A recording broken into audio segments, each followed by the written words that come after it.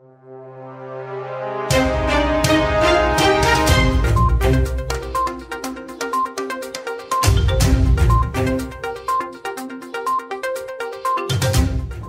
to One India News Hour. API brings flexibility to the enterprises for agile transformation. Successful digital transformation will define whether a company will find the difference between success and failure in this coming era. APIs play a key role in the digital transformation journey and are getting popular among enterprises to get flexibility for faster innovation. Now the question is how the economic recovery will be. But those discussions will actually miss the crucial impact of the historical moment we are living in. The reality is that no matter the shape of the economic recovery, the composition of the post-pandemic economy will be dramatically different. The fact is, if companies that do not digitally transform will fail. We are 6 months into the crisis, and why are some companies doing better than others, and why are some doing better than before? The answer to this lies in one of the key indicators of the ongoing transitions. That is, it tends to be those companies that had already successfully implemented digital transformation and platform-based business models, or those that were able to quickly adopt digitalization. The technology sector is always going to be more resilient in the face of the changes wrought by the pandemic.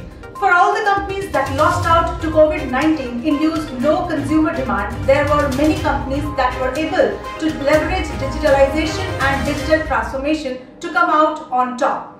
Digital transformation has not been limited to meeting customer demands, it has also enabled the increase in remote working and has cut down costs. Transitioning towards distributed workforce solutions, reducing physical customer interactions and moving to a managed services models can help companies to utilize digital transformation as a cost effectiveness tool as well. The pandemic has shown the importance of technology, and the challenging economic outlook and continued uncertainty are forcing CEOs to contemplate some difficult choices by taking decisive actions to make sure that when the crisis ends, they will be stronger than they are today. So let's look into today's headlines in One India. Without the government support, it would be difficult for 5G to roll out. The telecom companies are learned to have sought government aid in updating the technology and infrastructure for the 5G technology as per the members on the Parliamentary Standing Committee on Information Technology. 3 major telecom companies unanimously painted a gloomy picture of the sector and sought government support for the rollout of 5G. Another member from the opposition camp charged that the centre does not want BSNL to adopt latest technologies. Experts say the centre have killed BSNL for the sake of their crony companies. Dr. Rajkumar Upadhyay appointed as the Executive Director of CDOT. Dr. Rajkumar Upadhyay has been appointed as the Executive Director and Chairman of the Project Board CDOT. He is an alumnus of IIM Bangalore's postgraduate program in Public Policy and Management in 2004. He is an officer of the Indian Telecommunication Services of the Government of India and was responsible for bringing new content to the viewers and digitizing the decades-old archival content of Doordarshan and AIR, that is All India Radio. Tata Group to invest 5,000 crores for Apple in Tamil Nadu. The Tata Group is going to invest Rs 5,000 crores to set up a phone component manufacturing plant at the industrial complex in Hosur, Tamil Nadu. Tata Electronics has been allotted 500 acres by TIDCO, that is Tamil Nadu Industrial Development Corporation. The investment will be scaled up depending on the level of sourcing from the facility and could even touch 8,000 crores. The new unit will have a staff strength of 18,000 by October 2021 and 90% of it will be women.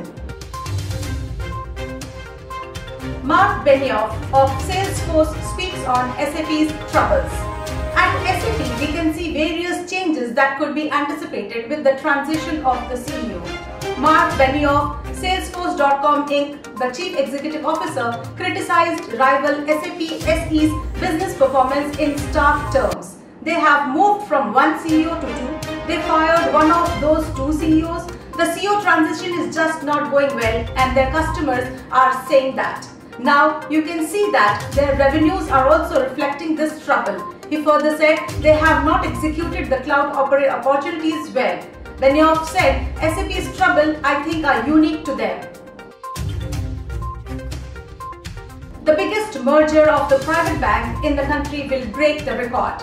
Kotak Mahindra Bank Limited's potential takeover of IndusInd Bank Limited would create India's 8th largest lender by assets at a time when the nation is battling one of the world's worst bad debt problems.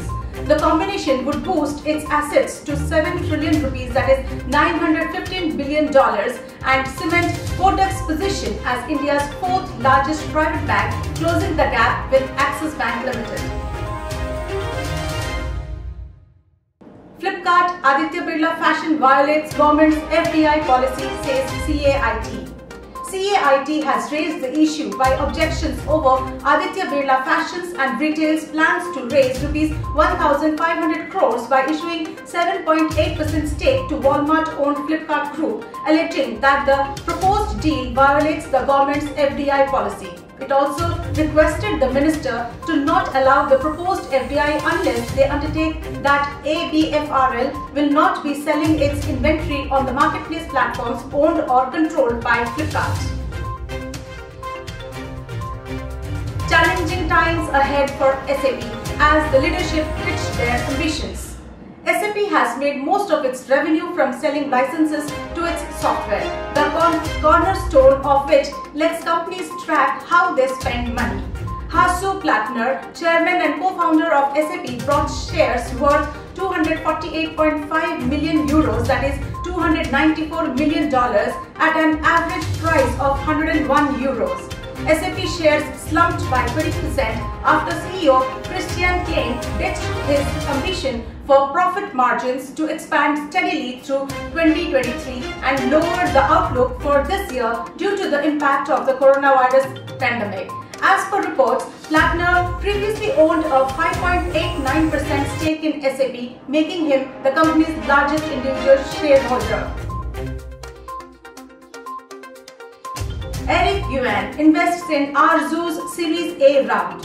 Zoom founder Eric Yuan, along with Treasure Data chairman and angel investor Bill Tai, have also joined the round through their respective trusts, investing nearly Rs 2 crores each in the Mumbai-based company.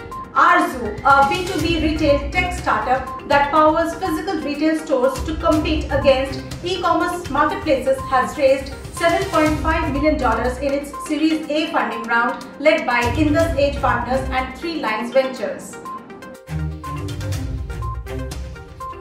Police department is hardly bothered for their website to be used by others.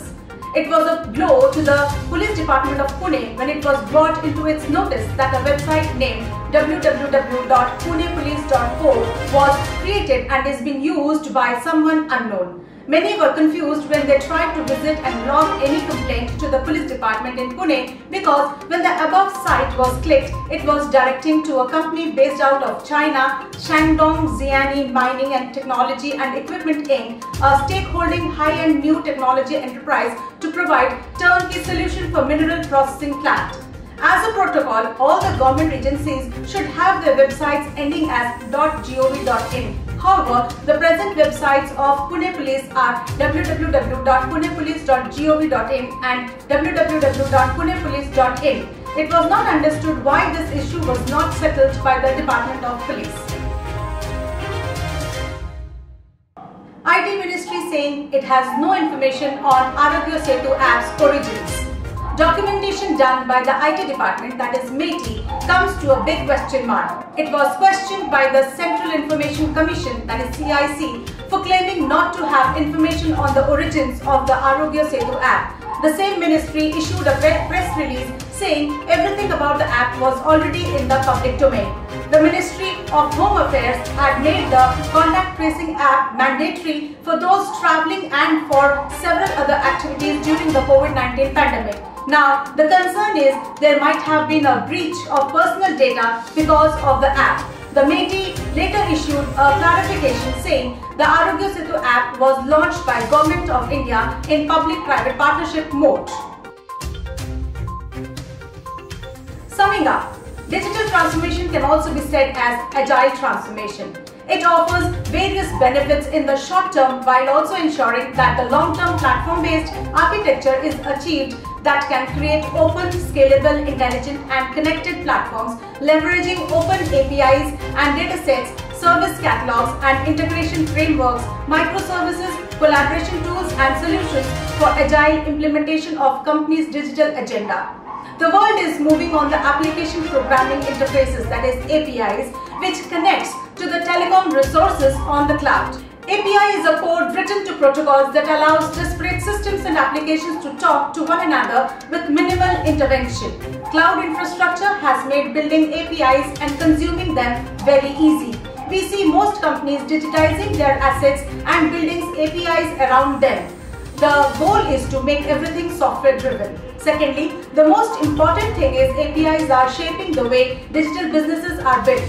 The recent technology trends show companies moving their data and applications to the cloud are cutting costs and widen accessibility. AWS, Azure and others have grown exponentially to provide cloud services. With APIs, different teams can interact with the same data and logic using multiple programming languages. Even with legacy applications which require knowledge of old software, it becomes easier to work with developers with different skills, and this becomes a key component in driving the digital transformation of the businesses. That is, they empower developers to build applications across any channel and enable partners to incorporate the data and services into their offerings. With this, let's wind up for the day. But do not forget to like, share, comment and subscribe to VAR-India News Magazine. Please download the VAR-India app from the Google Play Store for the latest news and updates. Stay tuned. Thank you.